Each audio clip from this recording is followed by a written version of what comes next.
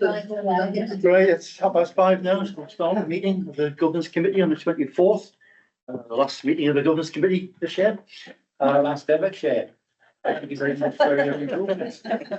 It's a real pleasure. You are being recorded, but it's not actually on that screen, it's actually being recorded on the laptop, so, it is a public session and it's being recorded. Okay, item 1, apologies for absence. We haven't received any. Right, okay. Item 2, disclosures of interest, grants and dispensations. Anybody need anything? Oh. Item 3 is the minutes of the previous governance committee meeting. They've already been approved at the town council meeting we had on 9th of January. There's no minutes to back. There is one action arising from the previous minutes, which I'll hand over to Elaine. Yes, update on the financial software. We're currently trialing Xero accounting software from the 1st of April onwards. We're also maintaining the spreadsheet as the cash book, and we'll continue to do so until we're comfortable with that Xero is the right option. Yeah, okay. Okay, so there's a parallel running going on. We'll keep the old system going while we introduce the new one, and figures will get transferred across the new software as and when. Any questions on that? Yeah, okay. Right, item 5 is budget monitoring. Is to go through the end of year accounts really. On that, I'll do the governance committee first. And the first section is all the staffing issues, payroll. We changed over from NEST to the local government pension scheme. I think everybody's transferred, it's going to transfer. Yeah, on that one. The next section was office costs there, and fees and charges. You'll see there's election expenses there for 10,000. That was a by-election we were forced into having in January. Councillor stood down, so that's a news and by-election, nothing to do with the current. Councillor Campbell here, it was worth every penny. Okay. Further down, Changing your tune, Jack.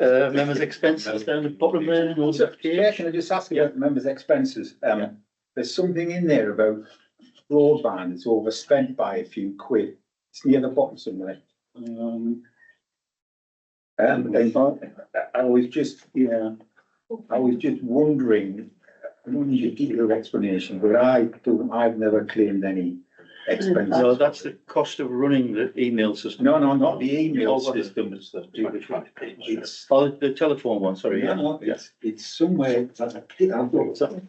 It's 403. 403.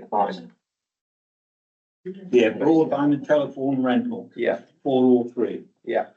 I was just wondering, as it appears that people have said, or not, people haven't claimed, I mean, I certainly haven't, just wondering what that is, how's it overspent?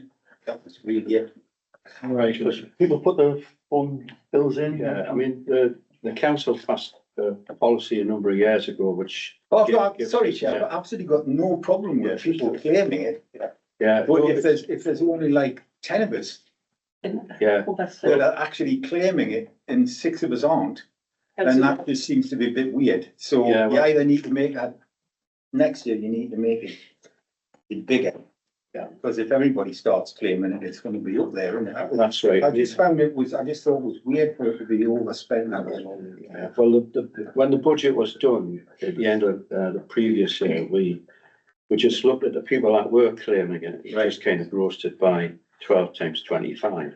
Right. But then you might get a councillor who, 10 months through the year decides that they want to take advantage of the scheme, so then you get a £50 overspend, so. But we don't budget for everybody, but you're right, I mean, come the next council, we might have to increase it accordingly. Okay, thank you. Okay, Brian, do you have a question? That's it. Thanks very much for that. Right, yeah, just on the end of that 9,005, the other income, you'll see this year, we've actually had £64,000 coming in from the CCLA, our investment fund, which is almost double what we expected to get because the interest rates have been down, so a lot more coming this year. All right, so I'll move on to the Environment Committee. The allotments, the water rates is difficult to look at with WAVE, but some sites will be in credit, they've overpaid and what have you, so it's difficult to judge that. Okay. And then going down, environmental services issues, I think there. Of course, the player renewal, that was actual, 770, the actual drive one we did. We slightly went over budget there, but that was security issues and fencing might have put in. Any questions on that? And then going down to the community development committee, which is mainly the events that we run. Quite a few of the events we get traders, income coming in now and donations. All the events have been really good this last year. With those. So is there any questions at all on expenditure? We're very happy with that. All right. Okay, so we're on item 6, which is the decision report, the outturn for 24-25. So this is saying, what did we plan to do? What did we do? Do you want to talk to us, Martin? Right, thank you, Chair. What I'll do is, you've got the report, I'll just give you the headline figures from it, but the council during the year basically achieved its objectives that it had in place. And it ended up that we were £36,000 underspent to the programme. We did have about 10,000 in there, which unfortunately we couldn't pay out by the 31st of March. Something's relating to the skate park in a community grant as well. So because of the way we agreed to those commitments, there's a recommendation in the report that we won't have the money in this current financial year, but I'm requesting that we just take it from balances, particularly the skate park one, because that came from a county council for that specific purpose. So really, if we take those into account, we're only £28,000 underspent on about £1.5 million, so it's quite good.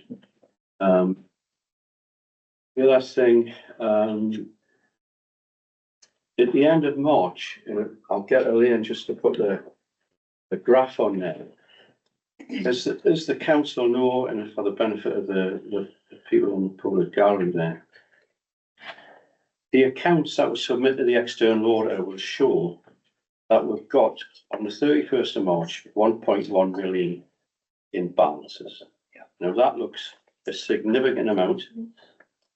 Is it more than Enough. last year, Chair? I've got a slightly more, but it does look a significant amount. But when you take into account the accounting guidelines which authorities have got to run by, the fact that we've got to keep at least 25% as a balance to look after future commitments. We've also got a self-insurance fund. So immediately 1 point of that 1.1 million, £750,000 is untouchable. So that leaves us with, again, what looks like a generous amount of £350,000 that we can use. But page 8 on that document, if you've got it in front of you. Yeah. But the way the council operate, we don't just look at the following year, we look at the next 5 or 6 years ahead of us. So we're looking at capital schemes like skate parks and play area refurbishments, elections and things like that. So what we do is we project how much we're going to spend over the next 6 years, how much money we're going to raise, and looking at the current objectives that the council have got, that 350,000 that you might think is spare at the moment comes down to only £140,000.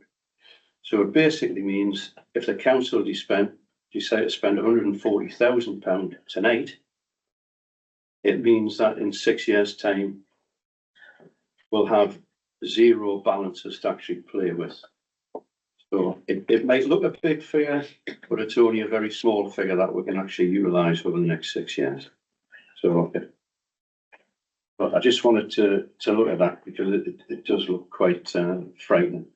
But the other thing I would like to say before obviously the chair opens it up for questions is, I would just like to thank the people in the office that have got us in the position of discussing this tonight, because we are a bit, stretched at the moment on resources because of various things. And we've still got a new partnership agreement that we're working on and everything else, the events that we're doing. So there's a big thank you to those as well, really. So that's everything else is in the report.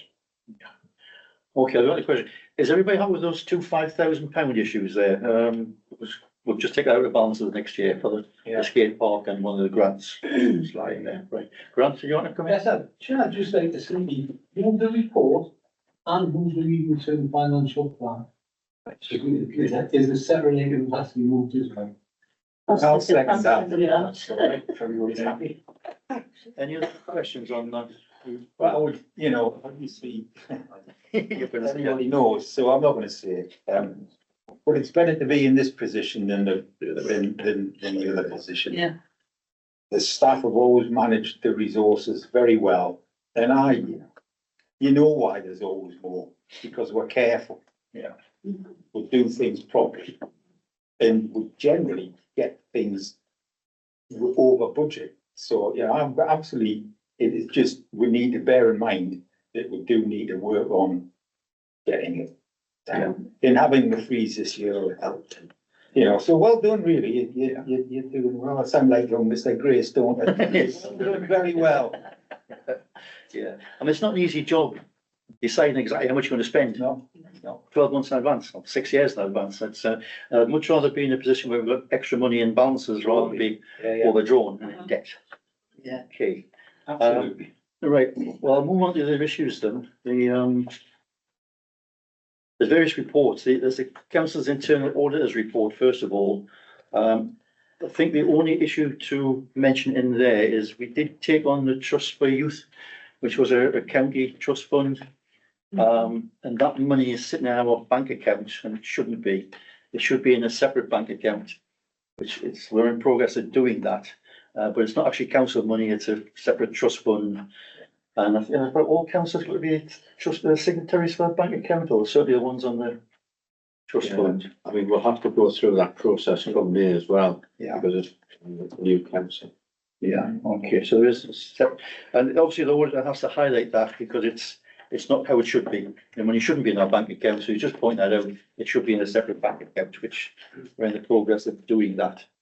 There's the annual internal audit report, the annual governance statements, it's called the AGAR, which is a document we have to complete every year. There's only about 10 figures on it. That goes off every year. Their documents available for the public to see. And then we've got the accounting statements for 24-25. And then just the last item there, item 3, is the appointment of the internal auditor. If we have to appoint an internal auditor, Mike Slaughter's quite prepared to stay on in that position if people are happy with that. So, are there any questions on those documents? If we approve them here, they've got to go to full council afterwards as well. So, is everybody happy with the report? It's quite a detailed report from the auditor, just showing you what he does every year, looking at 10% of various bits and pieces. The AGAR's there, it's all balances. Just the way we have to present these documents to go off to the external auditors. And they go through them, and if there's any issues, they'll send us a letter and tell us. And charge us for doing it as well. yeah. So is everybody happy with those reports? And I'm happy to appoint Mike Slaughter again for next year. Right, okay. Next thing was any delegated actions. I don't believe there are any. No. And I haven't got any other urgent business for this committee. So the next meeting of the governance committee will be on the 10th of July, 2025 at 6:30. So that's the end of this committee meeting. I'll just need to shop around a bit now for the